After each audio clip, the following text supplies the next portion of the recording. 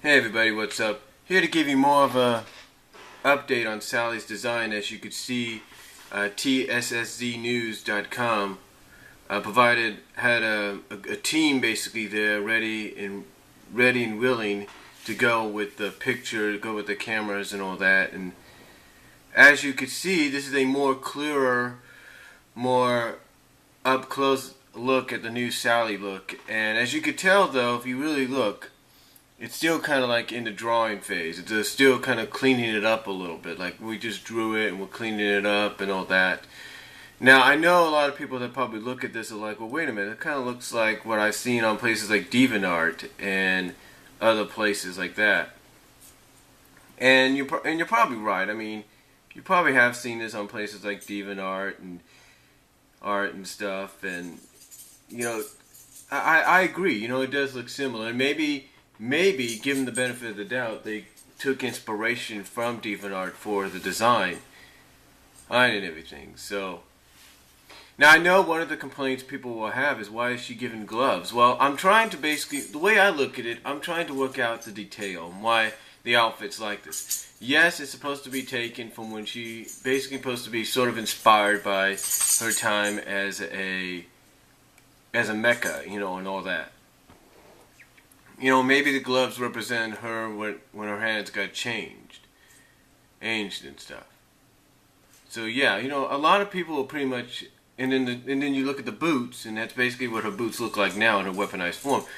But I'm pretty sure a lot of you are like, well, you know, why would they have to do this? You know, why would they go to this lengths to do this?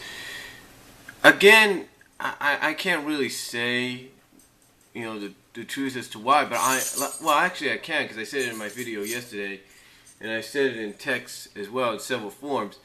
I believe it's because of several reasons. I think the main reason, with all due respect, is parents, and more so individual moms and dads, that got on Sega, that got on Archie and said, look, you're not going to have a character, or a female character, just wearing vest and boots, while all the other female characters are fully clothed. Now I know that sounds like something that the fans would say. I know that's something that the fans would say. But from, like I said, from what I understand it, and I even told the Uncle Ben member of FUS, Fans United for Saturday AM, on the message board there, I said, he basically, because they were basically wondering why the sudden change, you know, why and all this. And the same reason everybody else is. And it's real simple. It's the political keywords, and I told him this. I said the keywords you want to look for in my thing, and if you want to look at where I typed up, I'll provide a link to it. But the thing is, the keywords for the change in her design are political correctness and day and age. I mean, if this would have happened, here's the deal. If, let's say, for example, instead of having her fall to her death in Endgame, let's say Ken Penders decided, you know what, I'm going to roboticize her. And I'm going to turn her into a living weapon against her friends for 4 issues. And at the end of the 4th issue, I'm going to restore her. Back then, 15 years ago, she would have been able to be restored to her normal outfit. Which, again, nobody would probably have a problem with. But it's more along the lines of, that was then, this is now. And I used another example as well in my video, one of my videos yesterday. I said, take a look at the WWE. I don't remember once that the WWE's ever in October supported breast cancer. Never once have I remembered until now them using a pink rope in the middle of the ring. You know, basically putting a pink rope in between the other 2 ropes. I don't remember that. And basically it's all because of political correctness and the day and age. And also, of course, to help Vince McMahon's wife get a Senate seat. But, you know, besides the point, it's all about political correctness and everything. Take a look at Saturday Morning Slam. They got a show that's targeted towards kids, has 1 or 2 matches. And and between those 1 and 2 matches, the people on there who usually will lock the opponents in headlocks or, you know, punch to the head, they can't do that. They can't even do the finishing moves. I mean, you had one wrestler on there about a couple weeks ago whose finishing move is a spinning roundhouse kick to the head. couldn't do that. He had to go to the top rope, do a cross-body splash. Yeah, go figure, right? Back in the day, back when, wrestling was on Saturday mornings on a regular basis, Saturdays and Sundays, that was no problem. But nowadays, what are you going to do? The point I'm trying to make is, like I said in my text, until we get towards the end of my text, and I'll provide a link to it, until we get a straight answer, until we get a straight reasoning as to why this occurred, why Sally was given this new look, whether it was because Sega wants her to be more Sega-ish, whether it's because of political correctness, whether it's by saying, oh, this is a result of her being, weaponized. Until that time, until we get a straight answer from Ian Flynn himself, we're not going to find out the truth. Now, as you can see there, this is not just an update on Sally's redesign. No.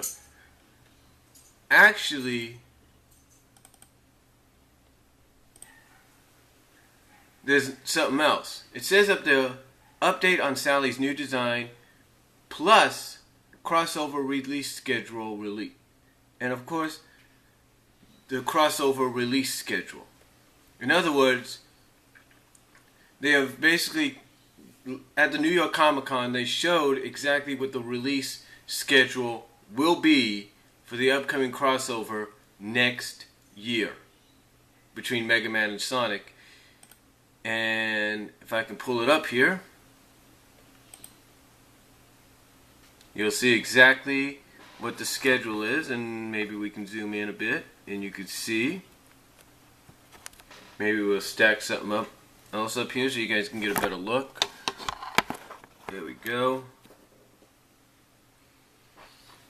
Perhaps get one more.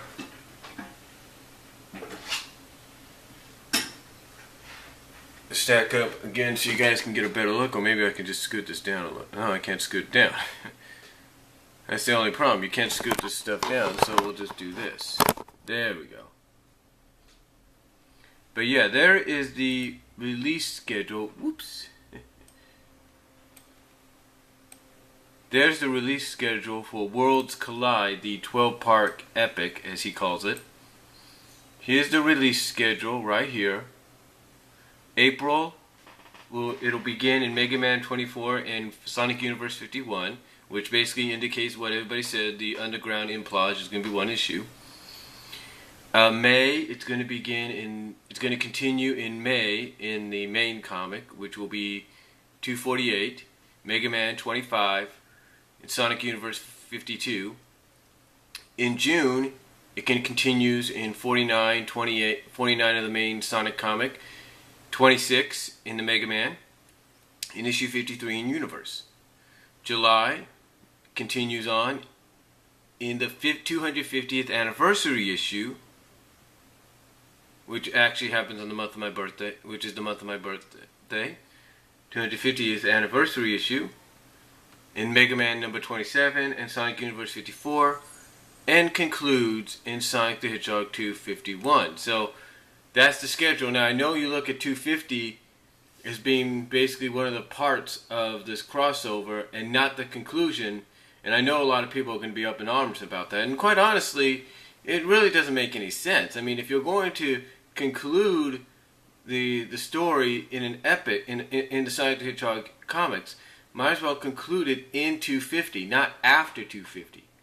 Unless that's going to be the implage that possibly restores Sally, but I don't really know. But again, that's the schedule release of Worlds Collide, the Mega Man comic. So yeah, that's basically the release schedule for the Mega Man comic. Now I know, again, a lot of people are not going to probably be too pleased with the fact that an anniversary issue is being used as just one of the many parts. Basically, I think, as from what I could tell, part 12 is in August, 11, 10, as part 9 basically of the story. So I know not a lot of people are happy about that. I'm pretty sure anybody hearing about this probably isn't happy. So, but again, that's just what TSSZ has shown. And again, it's not really much you could do about it right now. I mean, all you could probably be like is, why kind of deal, or why would they do this with the issue? I can't really say, but if you guys want to look at more pictures, there's the website right there, just to let you know.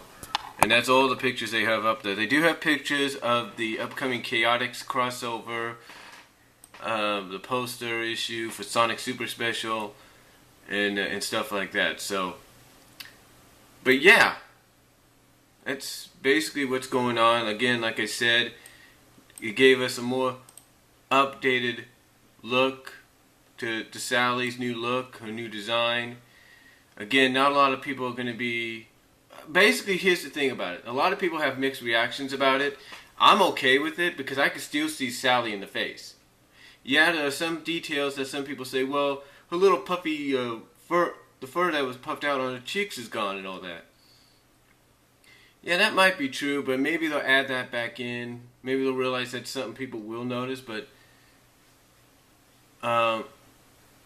we'll just have to wait and see. But yeah, that's basically what Sally's going to now look like. At least, I'm guessing, not just on a permanent basis. I'm sure people at Archie and Sega are going to hear people say, well, we want this, we want that. So they'll probably switch back and forth. I mean, especially if you have her in her original design on the archive covers and graphic novels and stuff like that. Especially the encyclopedia. So, again, though, this has just been basically an update on her new look. I'm giving you a better quality image to look at, as well as the release schedule for the crossovers release schedule. So comment down below, tell me what you guys think, and if any of you were at NYCC, let us know down below what you thought, and I'll talk to y'all later.